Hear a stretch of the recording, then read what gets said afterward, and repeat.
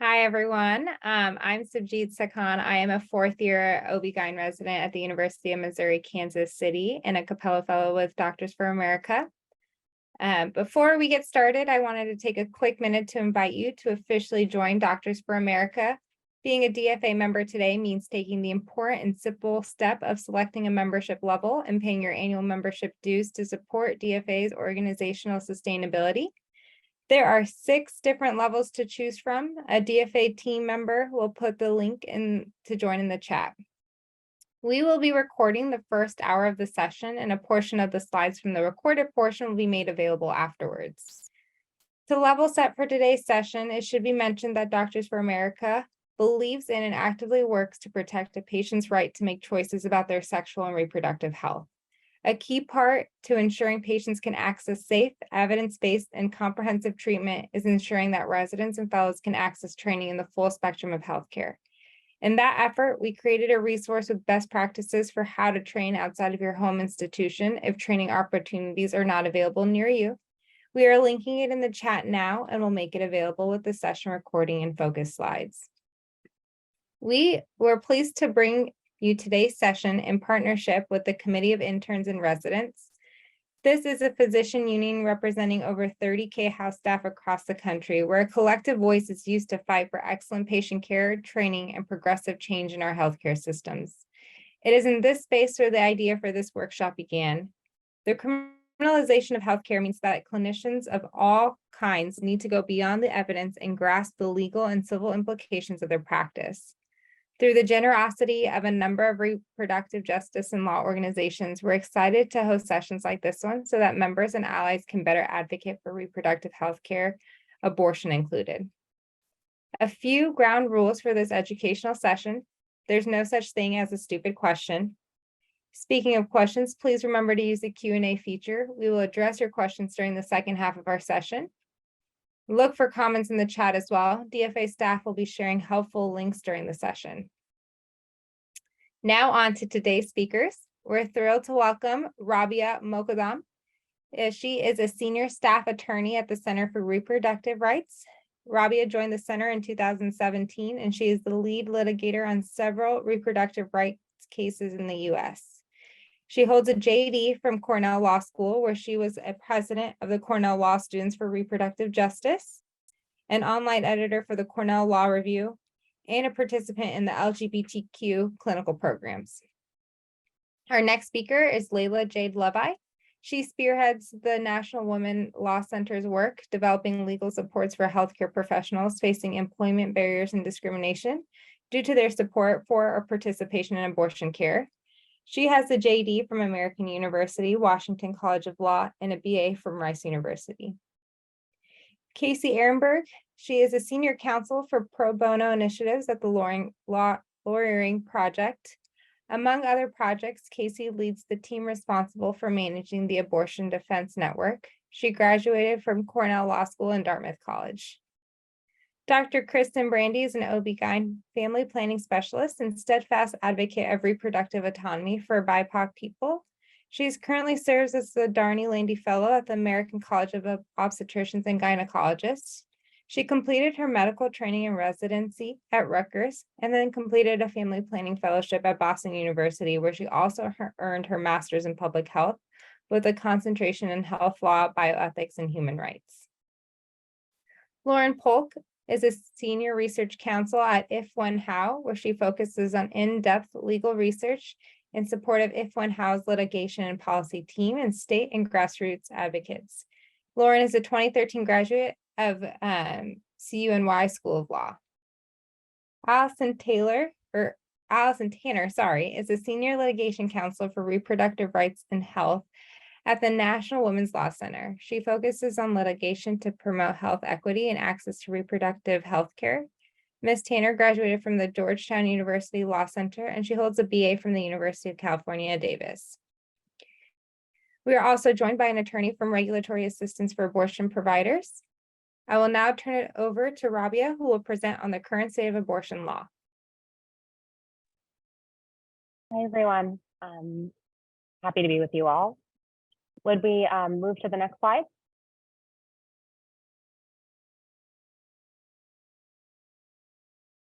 So first, I did want to add a legal disclaimer here. The presentation is educational information only. The presentation is not legal advice, and it does not create an attorney-client relationship. Please consult with your attorney before making changes to your abortion care services. And if you don't have an attorney, you can contact the Abortion Defense Network at abortiondefensenetwork.org, which Kathy will speak further about later. So this is our packed agenda for today. And next slide. So we are all here today because of the case Dobbs versus Jackson Women's Health Organization, which was decided in June 2022. Dobbs overturned nearly 50 years of precedent, starting with the case Roe versus Wade. Under Roe, states could regulate, but they could not prohibit abortion prior to viability because the court had articulated an individual liberty to decide whether to have an abortion. Overturning Roe v. Wade marked the first time in the history of the court that it had withdrawn an individual liberty right. Under Dobbs, the court held that the Constitution does not prevent states from regulating or prohibiting abortion. It purported in doing so to return that authority to the people and their elected representatives. In other words, returning the issue of abortion to the state. The underpinning for the decision is a test that is in the originalist tradition for identifying constitutional rights. And it only recognizes rights that it finds are deeply rooted in history and tradition. And it concluded based on a flawed historical analysis that abortion is not so rooted. And it also ignored a line of precedent before the court that other rights, including those that are implicit in our concept of ordered liberty, rights that may be articulated with time, are also a component of the cases deciding who has rights and the scope of those rights. As we all recall and have seen over the last year, even slightly before Dobbs, states started enacting total abortion bans. The first gestational age ban to take effect was in Texas, SB 8, and that was prior to the overturning of Roe. Oklahoma also passed a total ban prior to Roe being overturned. Once Roe was overturned in Dobbs, a number of additional states, including Texas and Oklahoma, and numerous others, enacted total abortion bans through so-called trigger laws, which stated that if Roe was to be overturned, abortion would become illegal in the state. Over time, more states have enacted such bans. And today, 14 states have total prohibitions on abortion: Texas, Oklahoma, Louisiana, Arkansas, Missouri, Mississippi, Alabama, Tennessee, Kentucky, West Virginia, Indiana, South Dakota, North Dakota, and Idaho. Many other states have additional gestational age bans or other restrictions that may make abortion inaccessible to people. In Georgia, a 6-week ban is in effect. In Nebraska, there's a 12-week ban. North Carolina has joined with a 12-week ban. Florida has a 15-week ban. Arizona also has a 15-week ban, and Utah has an 18-week ban. When we expect to continue to see bans and restrictions enacted around the country. So total abortion bans in the US where they have been enacted have some exceptions. Those exceptions are typically extremely narrow. The bans that are in effect now have various types of health or life exceptions. Typically, it is an exception solely to preserve the life of the patient. Although preserving the life of the patient is interpreted in different ways in different states. Very few laws currently have exceptions for rape or incest. That is not common among the bans. Tennessee had a law that simply provided an affirmative defense, i.e. providers would be charged and then have to defend the fact that they were providing an abortion that fell within the exception. That law has now been amended such that the affirmative defenses are now exceptions. Finally, and extremely importantly, all of these bans apply to pregnancies where there is fetal cardiac activity, or what anti-abortion extremists refer to as a fetal or embryonic heartbeat.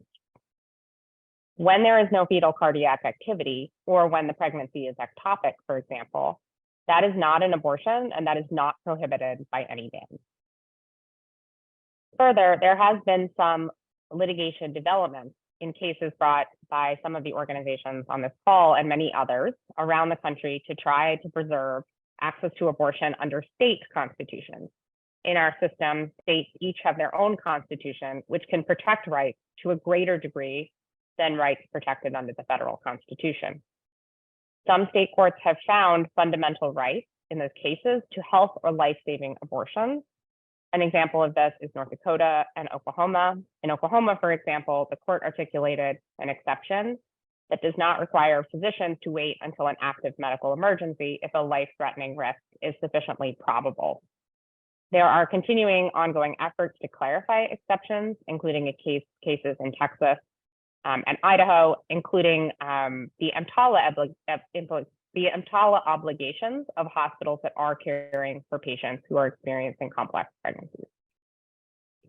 So I'm going to talk through a few issues that have come up in terms of how providers and other clinicians around the country are can look at these laws and what they do and do not do.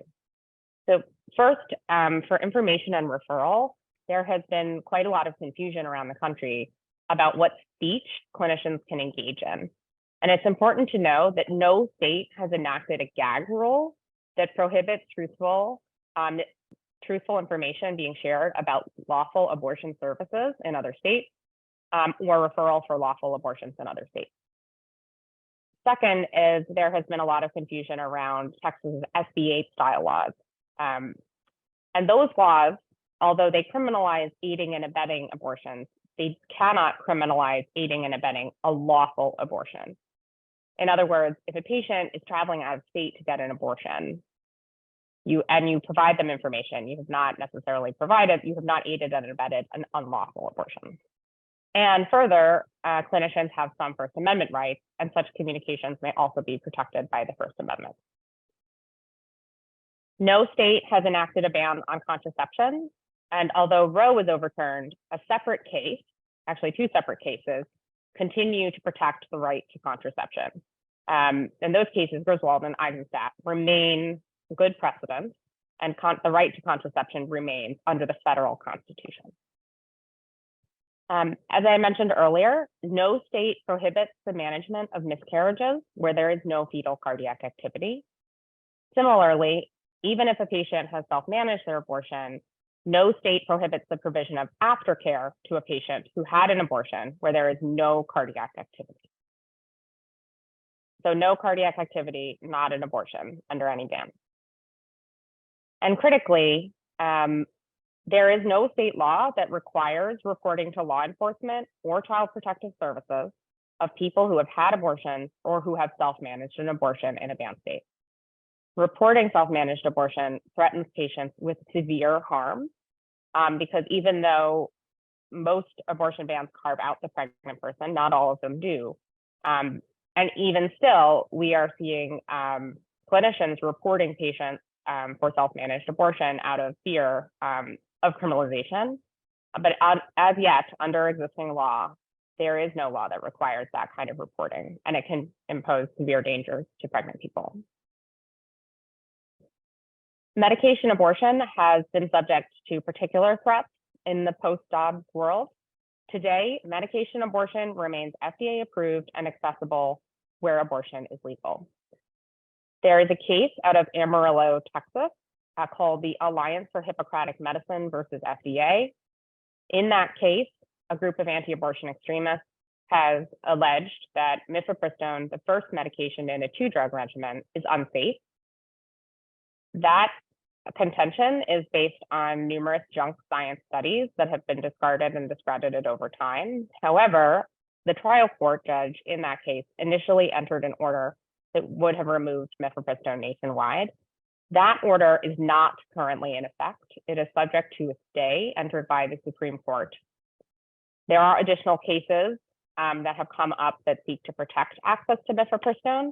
And importantly, there is currently an injunction entered in a case brought by the state of Washington that covers the following states: Washington, Oregon, Arizona, Colorado, Connecticut, Delaware, Illinois, Michigan, Nevada, New Mexico, Rhode Island, Vermont, DC, Hawaii, Maine, Maryland, Minnesota, and Pennsylvania.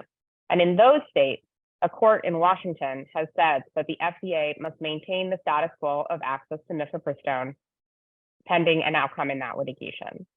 As a result, providers in those states, although there is a threat of the order from the Alliance for Hippocratic Medicine case, are planning or largely can proceed as normal if this order from Texas might ultimately take effect.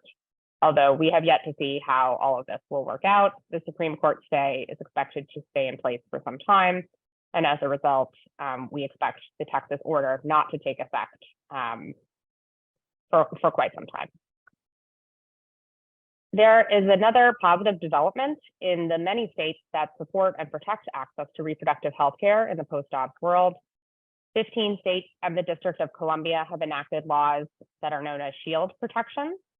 These laws vary in their content, but the goal is to protect providers of reproductive health care in access states from being subject to any enforcement by banned state actors.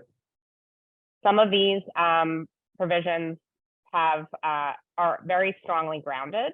For example, a state has control over the way it enforces its own criminal laws, and so states have, in some cases, prohibited the cooperation with banned state enforcers or the refusal to extradite a provider who might face some kind of enforcement from the banned state. So there are parts of these laws that are untested, and as yet we have not had any challenges in the courts to them, but they are a favorable development in states that are seeking to protect access. So travel for abortion care is legal, although there is an important caveat in Idaho. Idaho has enacted a law that is now subject to challenge, but remains, which criminalizes the transport of a minor out of state for abortion care without parental consent. This law is as yet the first statute we've seen in a state that criminalizes or purports to criminalize travel for abortion care. In our experience, often these laws are tried out on minors before they may be tried in a broader circumstance. The attorneys general of Alabama and Idaho also threatened abortion travel more generally, but as yet, there is no legal bar for patients traveling to access states, and there are constitutional protections for travel in some circumstances. So as is probably apparent from this presentation, the laws across banned states vary dramatically. There are some things that are clear. For example, it doesn't apply to a pregnancy where there is no fetal cardiac activity. You are able to share information that is truthful and non-misleading. However, there are complexities that are in the state's bans as to what they prohibit, what they exempt. And knowing those laws can give you the power to advocate for yourselves and your patients. If you do need legal advice, I'll emphasize again to reach out to the Abortion Defense Network, which will be discussed further, and there will be more resources shared with this training. I also would like to encourage you to visit my organization's After Roe Fell interactive map. I think the link will be dropped in the chat for folks. So I encourage you to click through this map. It is kept up to date contemporaneously with developments in the state. You can go to your state and read detailed information about the laws that are currently in effect, about legal challenges that are ongoing, and other restrictions that may remain in effect that disrupt access to abortion. It will also describe the shield protections that are in effect in states that protect access, and can provide you a lot of information about the state of the law in your state. And now I believe I will pass it off to Layla Jade Levy from the National Women's Law Center.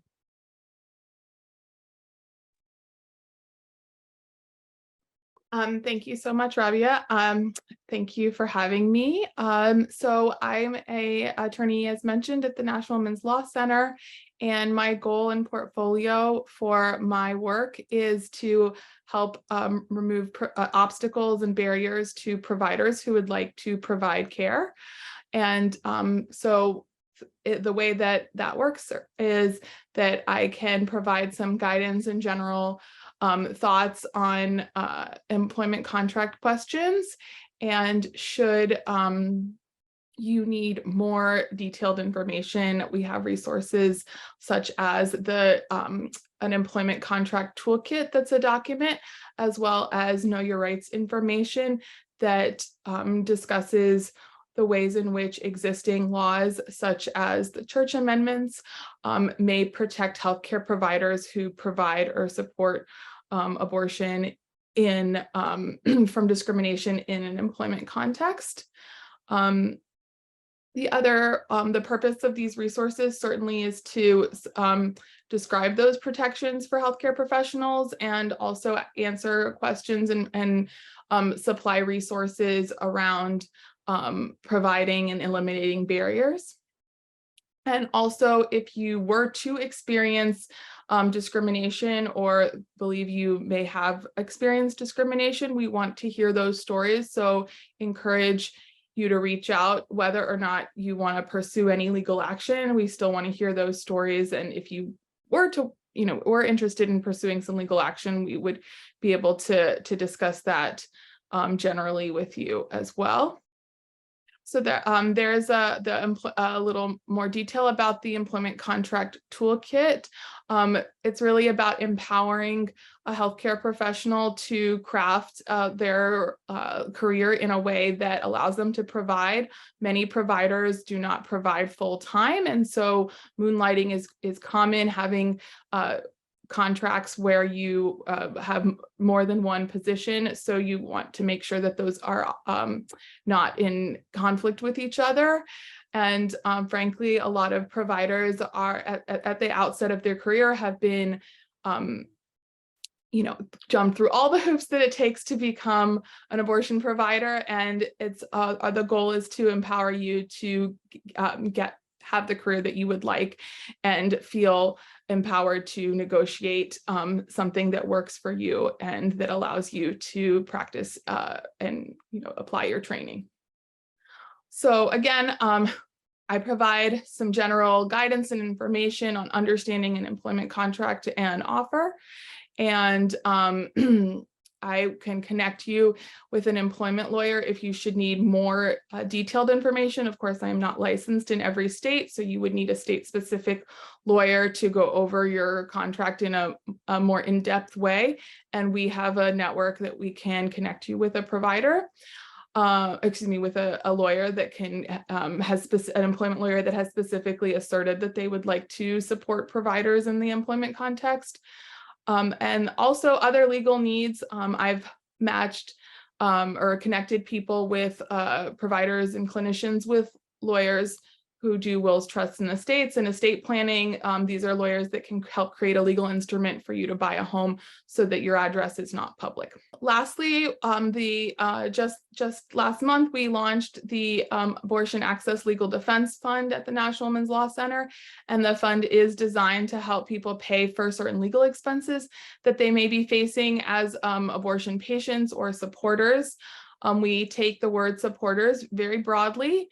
So, if you think you may fall into that category or know someone who does, you can apply for funding through us.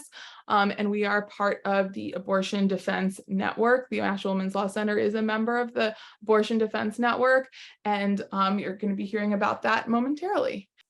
So there is my contact information. I again encourage you to reach out. There's my contact information and provider support is also information is also on the National Women's Law website. And I will pass it to Cassie, who will share more about the Abortion Defense Network. Thank you so much. Thank you so much, Layla. Hello, everybody. Thank you so much for joining us today. We're all thrilled to be here with you. As Layla said, my name is Cassie Ehrenberg. My pronouns are she, her. I am Senior Counsel for Pro Bono Initiatives at the Lawyering Project. And as has been mentioned, I'm here today to talk to you about the Abortion Defense Network and another important legal resource that we want you to know about. So first, the Abortion Defense Network. You have the website there. I think it's also going to be dropped in the chat, and it is just abortiondefensenetwork.org, so it's fairly easy to remember. The Lawyering Project manages the Abortion Defense Network. We are a national network, which is a collaboration between the Lawyering Project and 5 other reproductive rights organizations, several of whom are on this call today. Together, those reproductive rights organizations are working with some of the largest and most prestigious law firms in the country, along with a lot of other local law firms and other reproductive rights and justice organizations. And the mission of the Abortion Defense Network is very simple. We are here to provide legal services to those who provide and support abortion care. And as Layla mentioned, both provider and supporter are defined as expansively as possible. So by provider, we certainly mean the doctor who is providing the abortion care, but we also include nurses, physician's assistants, the clinic staff, and anyone else involved in the provision of the care. And supporter includes practical support organizations, abortion funds, clinic escorts, grassroots activists, researchers, and anyone else who would help to work to make abortion access as accessible as possible. So rather than getting into the weeds, what I want to highlight here today is that if you go to the website and you fill out the client intake form, an attorney navigator from the Lawyering Project will reach out to you within 24 hours and set up a time with you to discuss your legal needs.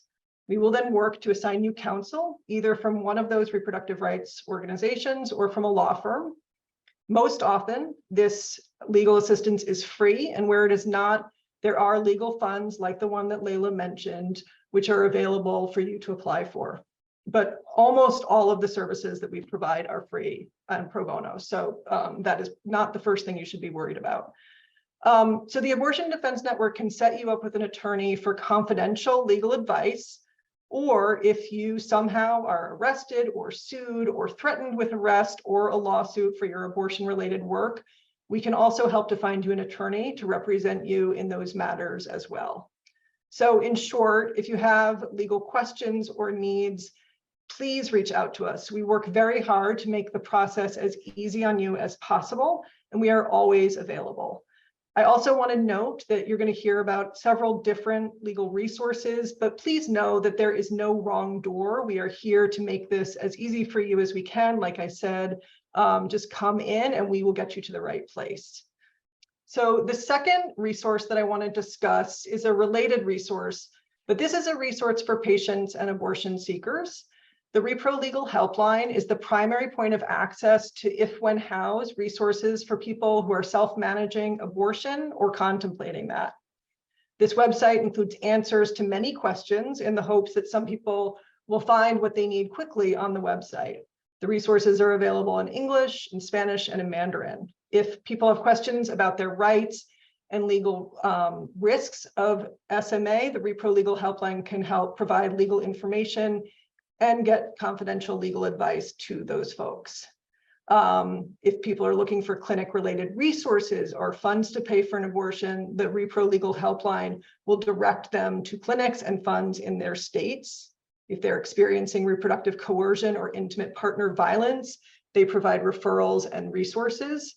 And like the Abortion Defense Network, if there's any kind of threats of legal action, arrest, and so forth, there's counseling and consultation with lawyers that are further available through this.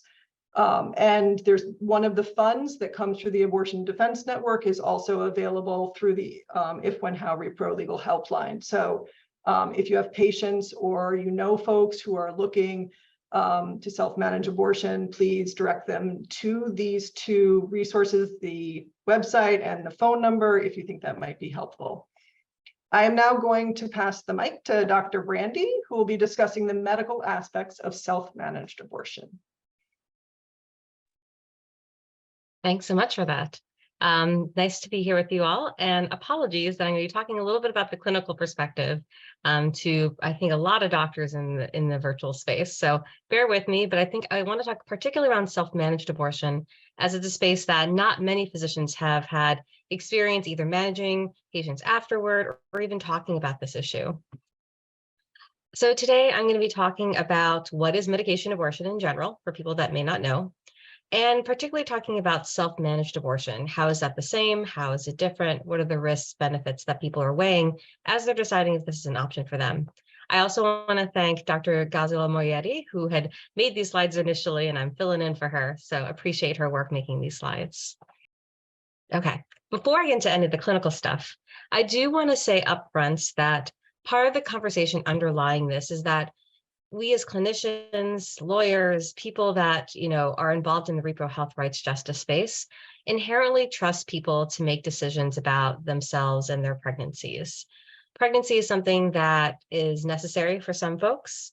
It's something that is a natural process that has been medicalized over the course of decades, centuries.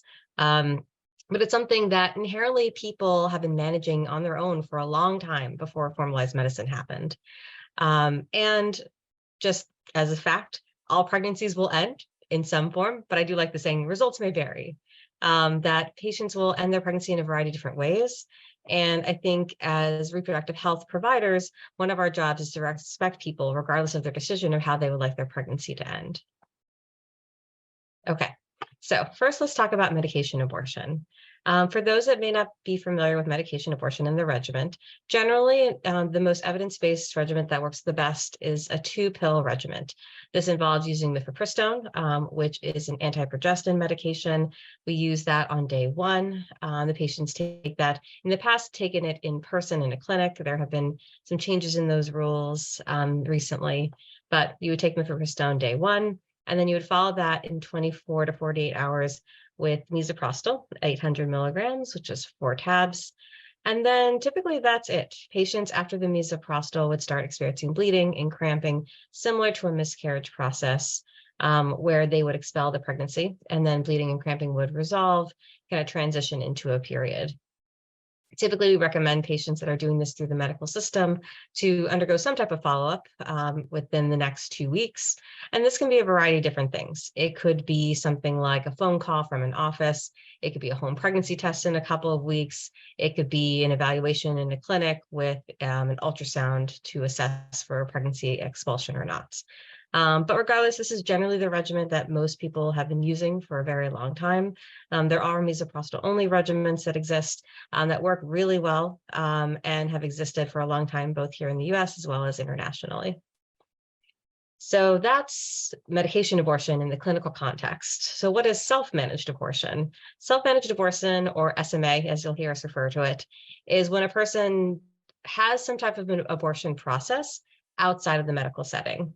And what that can look like is a lot of different things. It could be something like someone taking the exact same regimen that I just described. It could be someone using herbal medications and herbal remedies to try to induce an abortion. It could be through physical trauma in the area to induce an abortion. That being said, it's something that typically does not involve a clinician in any way.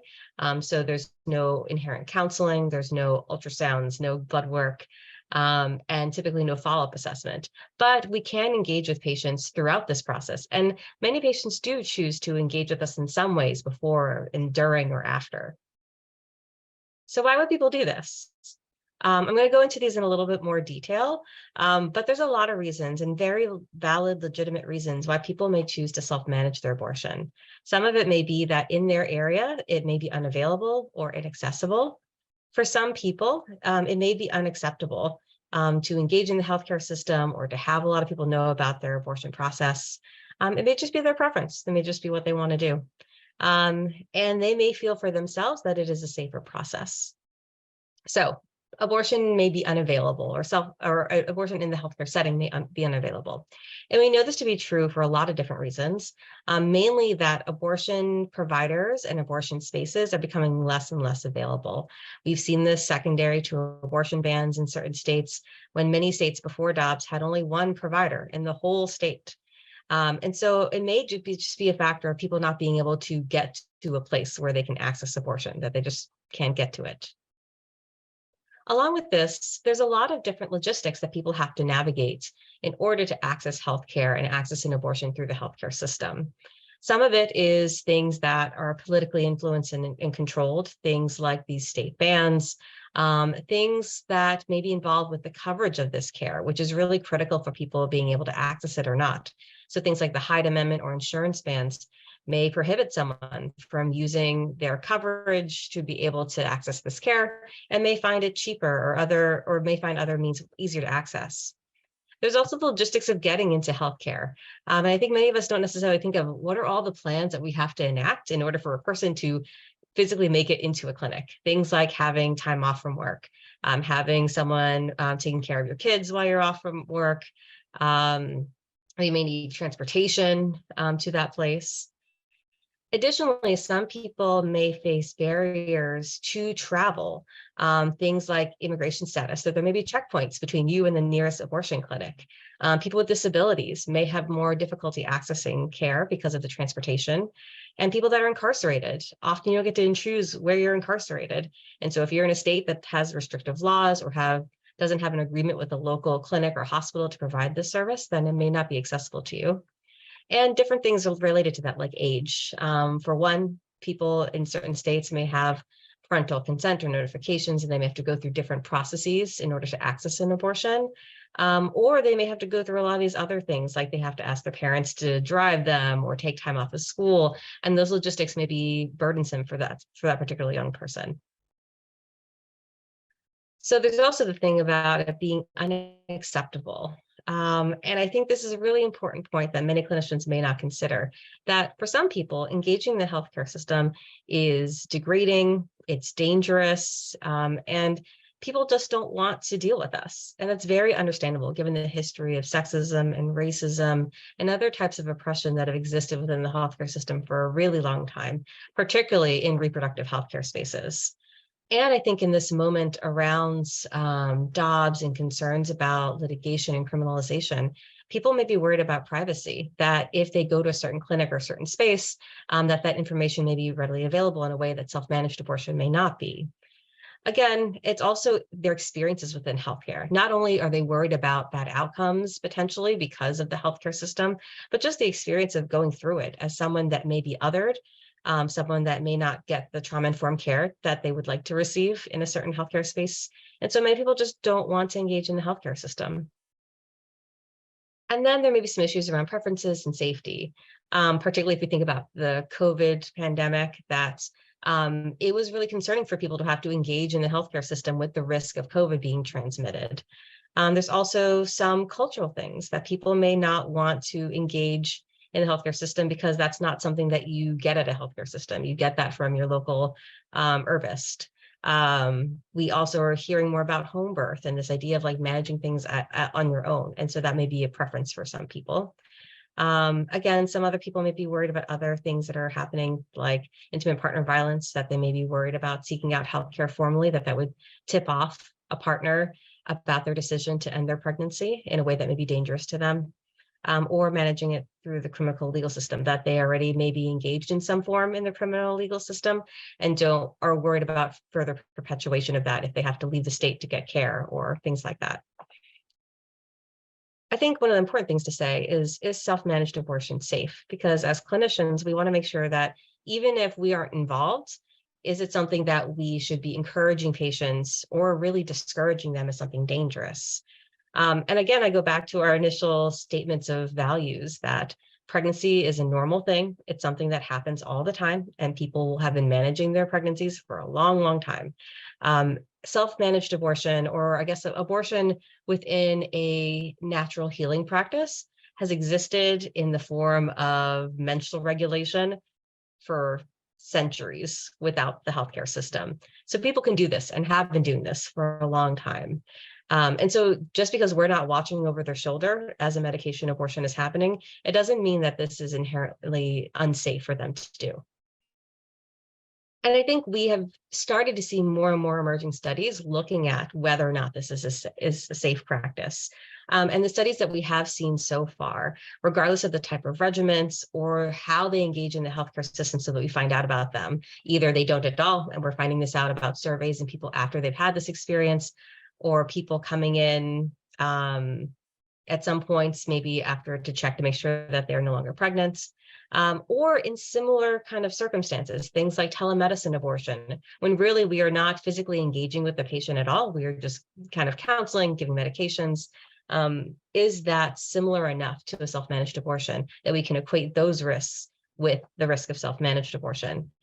And so based on all this data, both on self-managed that we're seeing now, as well as telemedicine and other forms of no-touch abortion practice, we're seeing that overwhelmingly it's still safe, it's still effective, that people are able to get the care that they need and have fine safety profiles with doing so. And so overwhelmingly, we think that medication abortion, even if it's in self-managed form, is safe and effective. So if it's safe and people know how to do this and they can do this, where is the danger here? And so just to end, I want to talk a little bit about some of the things that we need to enforce as clinicians. One is to provide accurate medical information. We also want to make sure people's well-being is supported and that we want people to make informed choices based on their own preferences, and we should support them in whatever those decisions would look like. And most importantly, clinicians need a pregnancy outcomes. And this includes all the way from urine testing in pregnancy to self-managed abortion. So we should be supporting our patients and making sure that we are not being agents of the state by purporting them for things that are natural and things that they can do very readily on their own. With that, I'm going to happily pass this over to Lauren from If, When, How, and we'll put some resources in the chat. Thank you so much, Dr. Brandy. So again, my name is Lauren Polk. I'm the Senior Research Counsel at If, When, How, Lawyering for Reproductive Justice. And I'm here today to speak to you all about the criminalization of self-managed abortion and what that means for healthcare providers and your patients. So reminding folks that nothing I say today is legal advice or is intended as legal advice, but I hope it's very helpful legal information. So criminalization as a concept refers to the act of treating an action as a crime, even when it isn't explicitly a crime under the law. The criminalization of self-managed abortion, like the criminalization of all forms of all things in the United States, affects some people more than others because of their identities, their circumstances, and their geography. The way that we understand that reality is to recognize that abortion criminalization is discriminatory, it's discretionary, and it's circumstantial. And how could it not be when it's occurring in the context of a legal system that is fraught with bias and overt as well as covert racism, classism, homophobia, transphobia, ableism, and many other forms of discrimination based in systems of oppression. In particular, criminalization has the greatest impact on groups of people who are already subject to state surveillance, over-policing, and over-incarceration, in particular, Black and Brown people. For example, a low-income person of color who self-manages an abortion later in pregnancy and then seeks medical care may be more likely to be reported to law enforcement, not just because someone in the hospital thinks it's illegal for someone to end their own pregnancy, even if it's not. The person who self-managed may also happen to fall into a category of patients who regularly experience bias and distrust from the healthcare system. They may be the same person whose community is more heavily policed and over-incarcerated.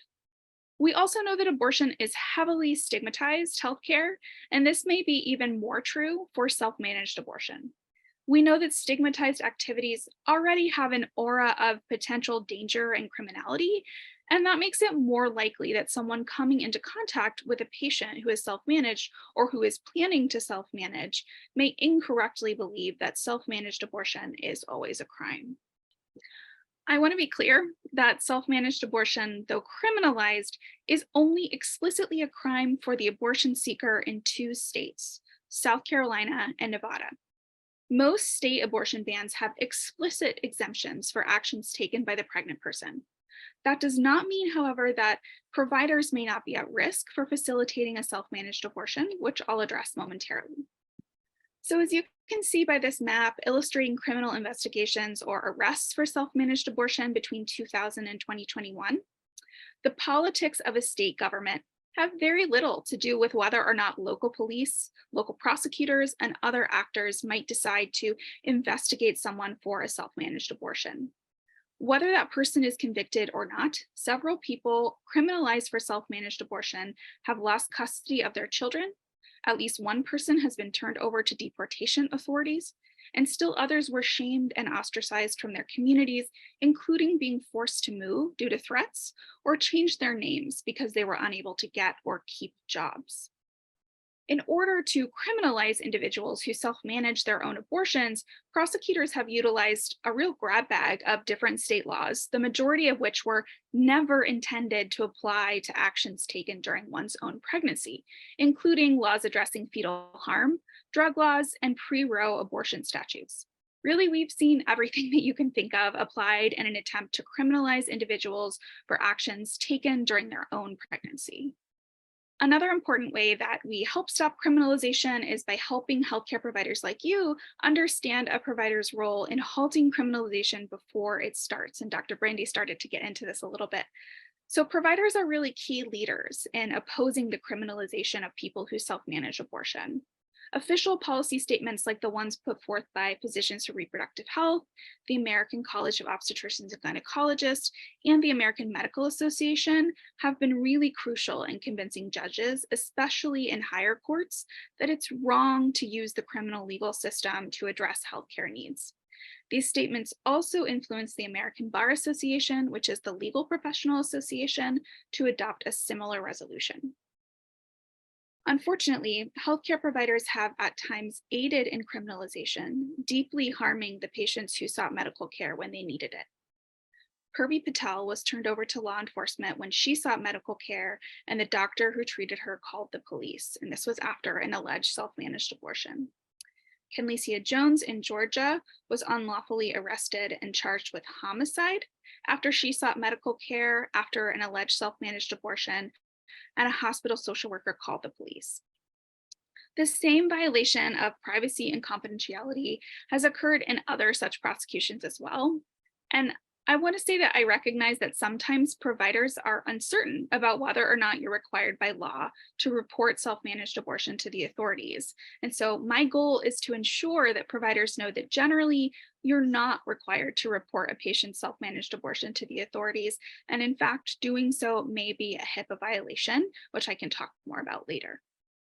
So in most, if not all states, healthcare providers are by law mandatory reporters.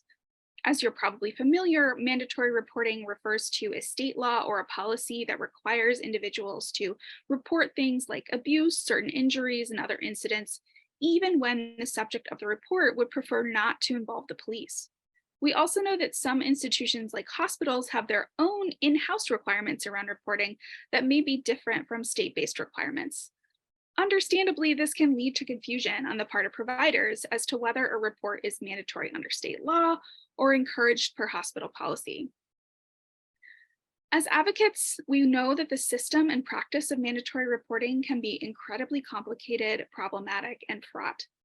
In general, it can take away agency from the person or family who is the subject of the report and can sometimes make bad situations worse by traumatizing individuals and families involved. For more information on how reporting can be harmful in this way, I'd encourage folks to check out the website mandatoryreportingisnotneutral.com. It has some good information and statistics. So data shows us that both race and class bias exist in mandated reporting, in particular as it concerns child abuse. Though child abuse and self-managed abortion are not related, I use child abuse as an example here in part because we have the best data on it, and in part because it's one of the most likely mandatory reporting situations that a healthcare provider might find yourselves in. So what data tells us is that Black and Native American families are disproportionately reported for child abuse and neglect, even though the rates of child abuse are similar across racial lines. Black children are twice as likely to be reported and are much more likely to be removed from their homes. Native American children are reported at 3 times the rate of white children, and some studies have even said at 4 times the rate, and they're also more likely to be removed. Additionally, we know that suspected child abuse is ultimately subjective, and I use suspected in air quotes there because it's often a part of the statute that talks about mandatory reporting for child abuse. So suspected child abuse is ultimately subjective, meaning that it depends on the person. So I might see a child's bruise and suspect or assume that the child got it playing. Another person might see the same bruise and suspect or assume abuse. Similar differences can exist observing a change in a child's behavior or appearance. Our suspicions are based on biases that we already hold. And that makes mandatory reporting statutes inherently very tricky to navigate, both for us and for the authorities in charge of enforcing them. And I share all of this to encourage you all to think about how bias plays a role in mandatory reporting practices and how it might play a role in how providers make decisions about reporting self-managed abortions and miscarriages to the police as well. So Rabia mentioned this earlier, and I really want to underscore it. In general, we are not aware of a law in any state that requires a mandatory reporter, including a healthcare provider, to report a person who may have self-managed an abortion to law enforcement. In fact, a medical provider who reports a patient to law enforcement for self-managing an abortion is likely violating HIPAA, as well as state-based medical privacy laws. It's also vital to understand that providers have a lot of discretion and power when it comes to reporting. I think that the way that folks who educate on mandatory reporting often talk about the system as though we're sort of powerless to it. I was a mandatory reporter in a past life when I worked in domestic violence, and I remember that's the way that it was presented to me. But we actually do have a lot of discretion and power. In particular, what you say to your patients about reporting obligations can be protective for them.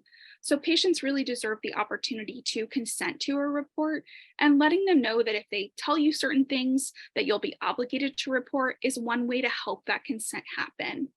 I also know that doing that can mean that patients don't tell you everything. Then that can feel really frustrating as people in a helping profession who really just want to provide the very best care that you can.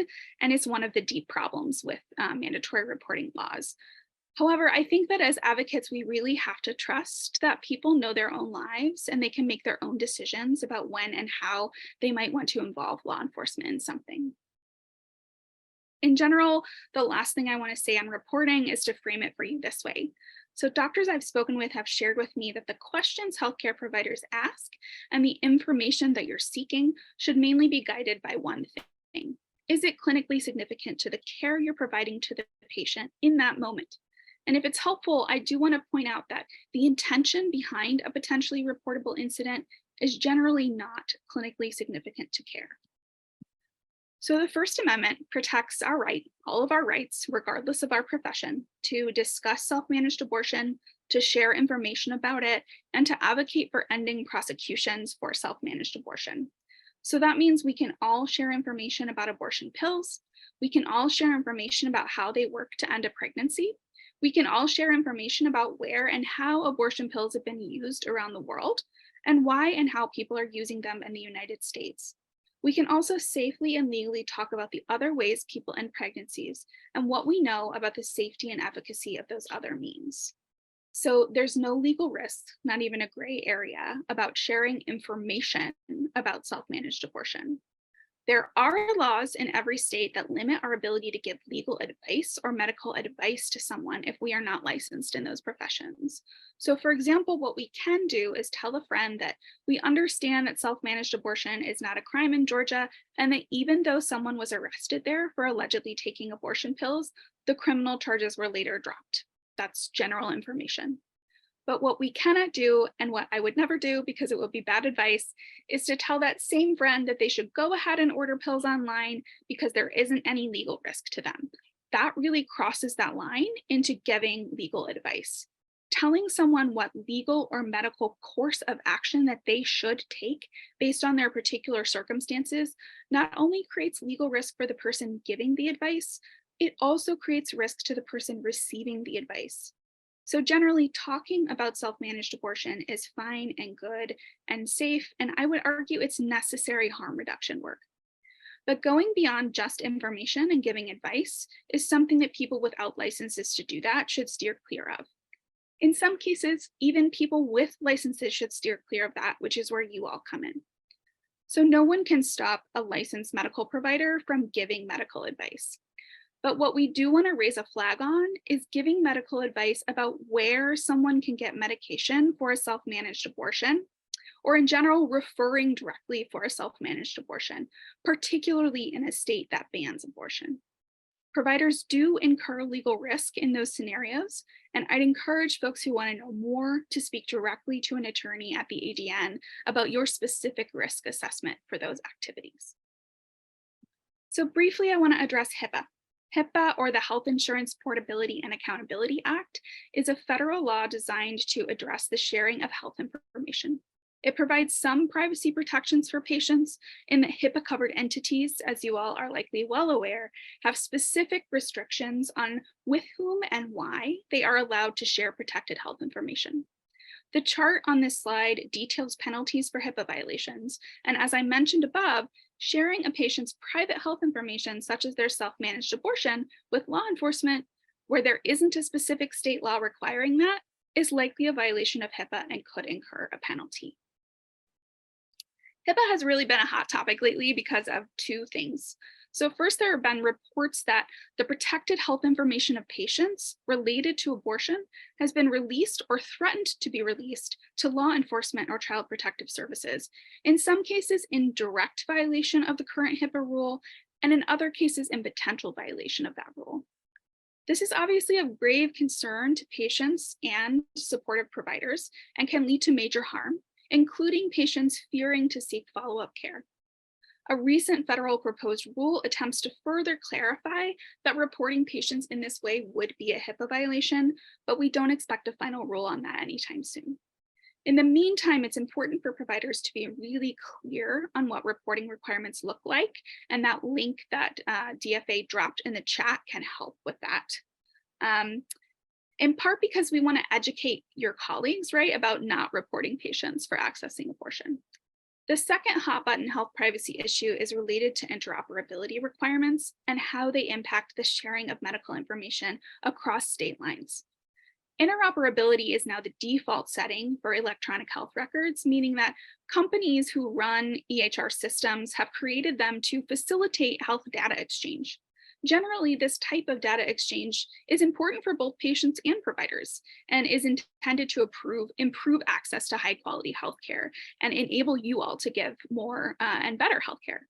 However, a unique risk exists regarding certain types of sensitive health information, including abortion care. For example, if a patient who lives in Texas travels to California for abortion care and the EHR system the California provider uses talks to the EHR system that the patient's family physician uses, the family physician in Texas can see that the patient accessed abortion care in California. This can be a problem for several reasons, including that a patient just doesn't want that information shared due to stigma or privacy concerns, all the way to a patient being threatened by a nurse or a doctor that they'll report their abortion to the police or to CPS. Though no state requires that a banned state provider report a patient's out-of-state abortion care, some healthcare providers are confused about whether or not they would be required to report in that circumstance. This gets especially complicated where young people are concerned, as confidentiality protections for young people are slightly different than those for adults, and they vary state to state. HHS has proposed a new rule that attempts to at least partially correct for the privacy risk that interoperability poses for reproductive health care, but again, we don't expect that final rule to be out anytime soon. In the meantime, it might be helpful to learn more about exceptions to the interoperability rule, some of which may apply in cases where you're delivering abortion care or other sensitive health care to someone who lives in a banned state. If folks have more questions about what the rule is proposing to do, I'm happy to answer those during Q&A. But before I pass it to Allison, I just want to quickly go over some of these resources that Cassie mentioned earlier. So I want to remind folks that you can always direct your patients to our Repro Legal Helpline if they have questions about legal rights and risks around self-managed abortion. People can contact the Repro Helpline by calling or by submitting a secure online form. A lawyer will contact them within 2 business days unless it's an emergency, meaning they have been contacted by police, CPS, or immigration about an abortion or pregnancy loss, or if they're being denied an emergency abortion. We also connect young people who don't want to involve a parent in their decision to have an abortion to a free attorney who can represent them in a judicial bypass hearing. We provide people with individualized assessments of legal risk if they're considering a self-managed abortion or helping someone they care about get an abortion. And we support people who've experienced obstetric racism or violence during their pregnancy or birth experience by helping them file complaints, tell their story, or find attorneys for possible legal action. Lastly, I want to talk about another important free resource for your patients. The Repro Legal Defense Fund is an abortion and pregnancy defense fund that covers bail and funds strong defenses like expert witness fees, attorney fees, and other court fees for people who are investigated, arrested, or prosecuted for abortion, self-managed, or in clinic, or for miscarriage, for stillbirth, or other pregnancy outcomes like drug use while pregnant, or for helping someone else access an abortion. We cover cases where people are being investigated or charged by the police, immigration, or child protective services. And just a note on bail support and why it's important, bail support allows people to return home, to reunite with their loved ones, and resume their caregiving responsibilities and jobs. Detention and incarceration often lead to the loss of employment, of housing, of public benefits, and of parental rights, but swift removal from jail due to bail can help significantly reduce those negative repercussions. We fund strong defenses from a person-centered approach, which means that we base our funding on what the person criminalized needs, which spans the range from attorney fees to ankle monitoring fees, phone bills, commissary fees, and more. We also partner with the Transgender Law Center on the Trans Health Legal Defense Fund. And this fund provides resources for trans people facing investigation, arrest, or prosecution for seeking healthcare. And with that, I'll pass it over to Allison Tanner of the National Women's Law Center to talk more about EMTALA. Great. Thank you so much, Lauren, and thank you for changing the slide. Hi, my name is Allison Tanner. I use she, her pronouns, and I am Senior Litigation Counsel with the National Women's Law Center.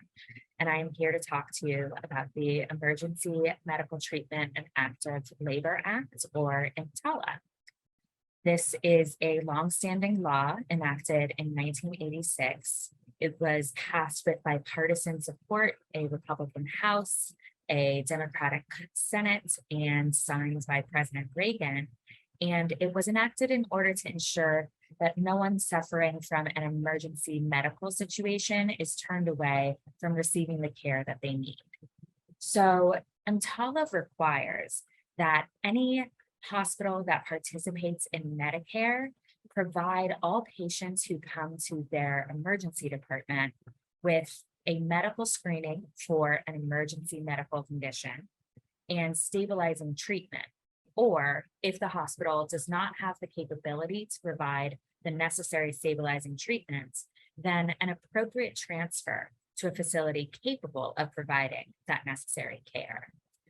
It's important to remember that the patient remains able to refuse examination, treatment, or transfer even after they show up at the emergency department.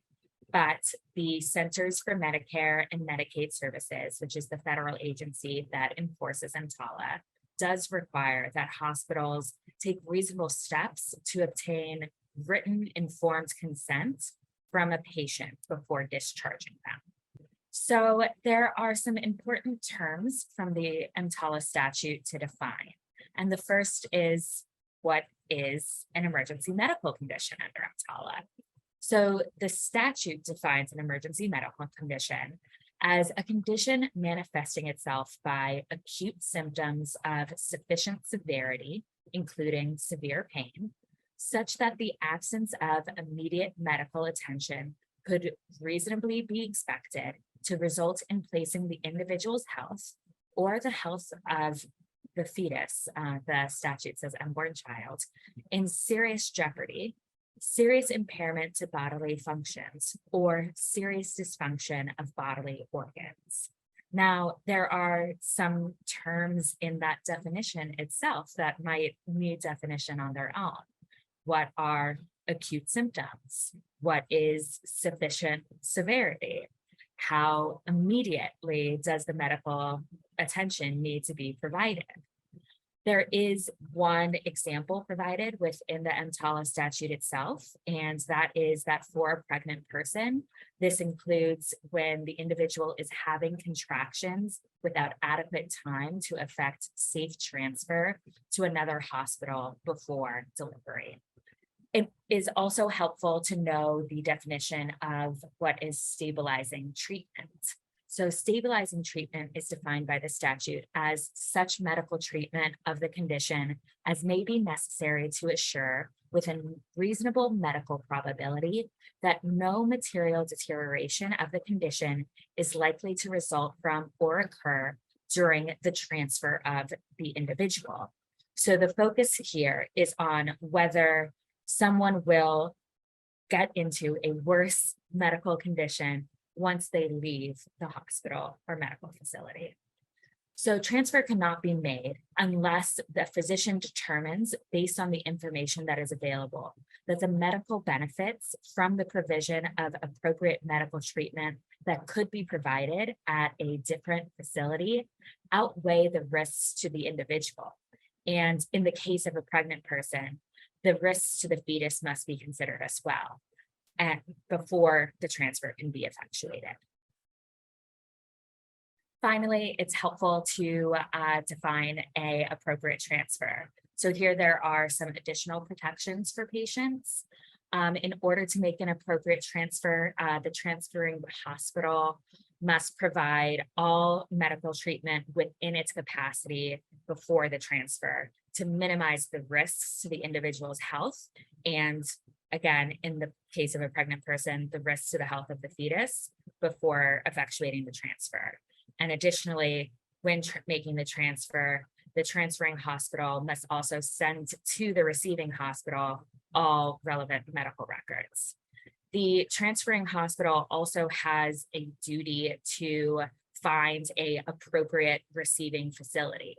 So the transferring hospital must find a facility that, one, has space available and qualified personnel who can provide the treatment for the individual, and two, they must make sure that the receiving hospital actually agrees to accept the transfer and to provide the appropriate care.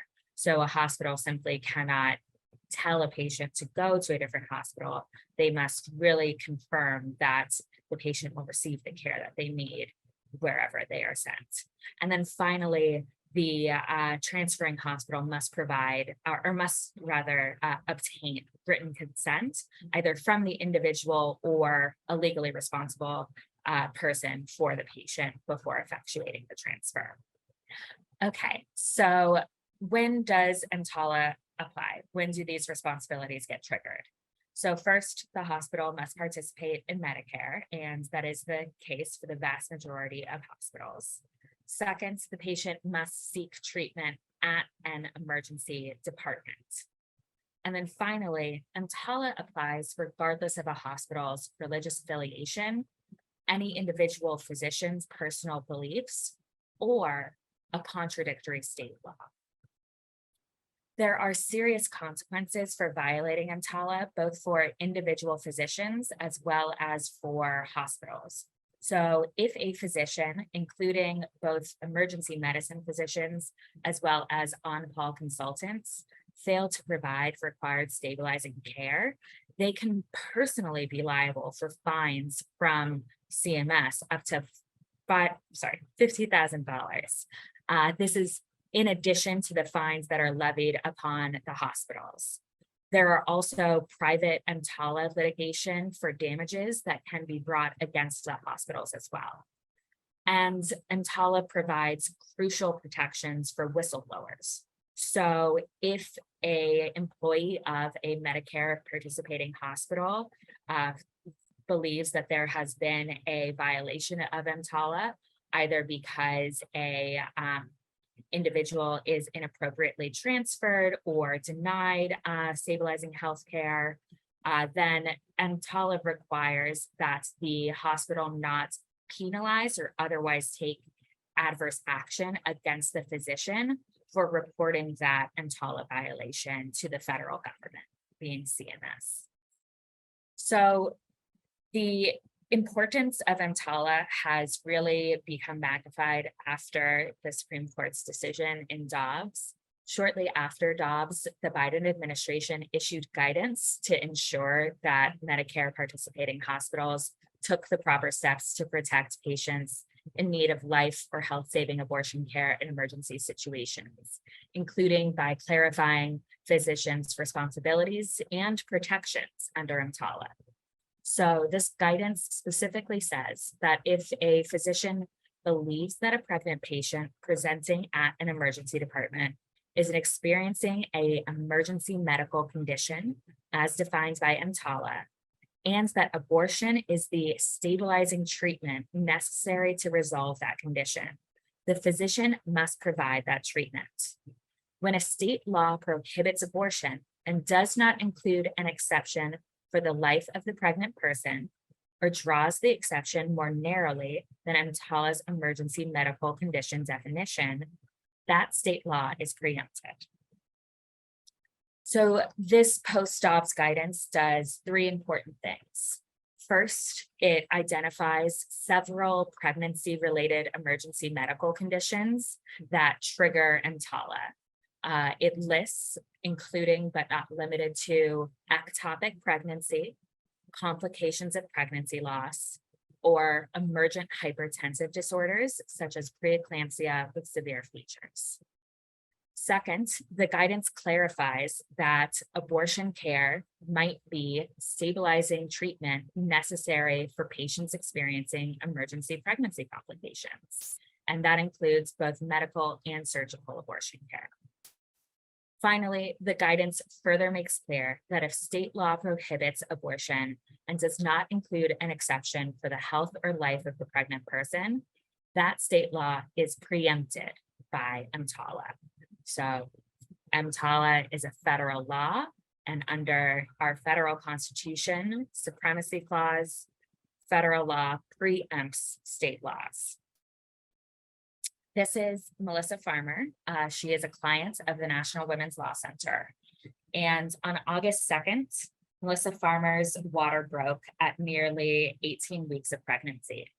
She went to her local emergency room, which was Freeman Hospital West in Joplin, Missouri, where doctors determined that her cervix was dilated and that she had lost all of her amniotic fluid.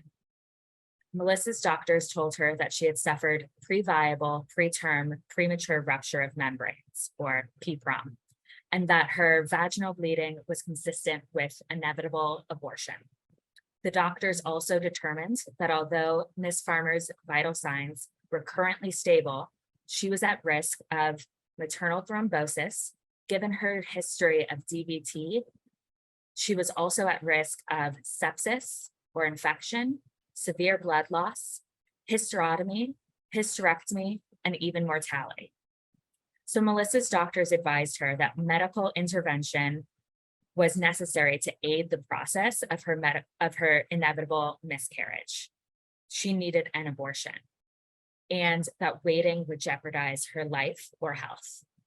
However, Melissa's doctors told her that they could not provide her with the care she needed because just 39 days earlier, a Missouri law made it a Class B felony to perform abortion care when, as was still the case with Melissa's pregnancy, a fetal heart tone is detectable. And Melissa's doctors said that the hospital's legal department had determined that Melissa's condition did not clearly meet the state's narrow definition of a medical emergency, such that they were comfortable with permitting their doctors to provide the necessary care. Upon her doctor's advice, Melissa then traveled to the University of Kansas's hospital emergency department, which was a 3-hour drive from her home. She drove because she feared her boyfriend might face criminal prosecution if he helped her access the abortion care she needed. The doctors at the University of Kansas Hospital made the same determination as the doctors at the Freeman Hospital West, that Melissa had experienced PPROM, that her pregnancy was not viable, and that if she did not receive immediate treatment, she would be at risk of severe infection, blood loss, loss of her uterus, or death. However, even though the right to abortion was protected by the Kansas State Constitution, the University of Kansas Hospital's doctors informed Melissa that it would be, and I'm quoting here what Melissa says they told her, too risky in this heated political environment to intervene, because earlier that same day, Kansans had been voting on a state constitutional amendment about the right to abortion. So the University of Kansas Hospital's doctors also refused to provide Melissa with the stabilizing abortion care that she desperately needed, and they discharged her at 1:30 a.m. on August 3rd. Melissa then returned to the Freeman Hospital West because she had been advised to remain under medical monitoring if she could not obtain the care she needed. It was not until August 4th, so the next day, that she learned that a clinic in Illinois would offer her urgent care if she would be able to get there by the following morning. Melissa had to leave Joplin, Missouri at 3 a.m. on August 5th to begin her journey north. At around 4 a.m., she began experiencing severe cramping, contractions, and back pain while driving, but she refused to stop because she did not trust that she would receive adequate health care in the state of Missouri. By the time Ms. Farmer arrived at the clinic in Illinois at approximately 10 a.m. on August 5th, 2022, she was in active labor and nearly fully dilated. The physicians at the Illinois clinic were immediately able to perform a surgical procedure to end her pregnancy and eliminate the risks to her life and health. And the National Women's Law Center filed an EMTALA complaint against Freeman Hospital West and the University of Kansas Hospital on Melissa's behalf. We believe that this was the first complaint under EMTALA about the denial of emergency abortion care post Dobbs. So on May 1st, CMS issued an announcement ruling on that complaints that we filed, finding that both hospitals in Melissa's situation had violated EMTALA. So they, applying the statute that we just looked at, determined that refusing to provide emergency abortion care to someone experiencing PPROM at 18 weeks, even when they have stable vital signs, is a violation of EMTALA because there is a risk of developing an infection, hemorrhage, loss of uterus, or potential death. Both hospitals have publicly announced their intent to change their policies to comply with EMTALA and to ensure that future patients are given care in these situations. Thank you.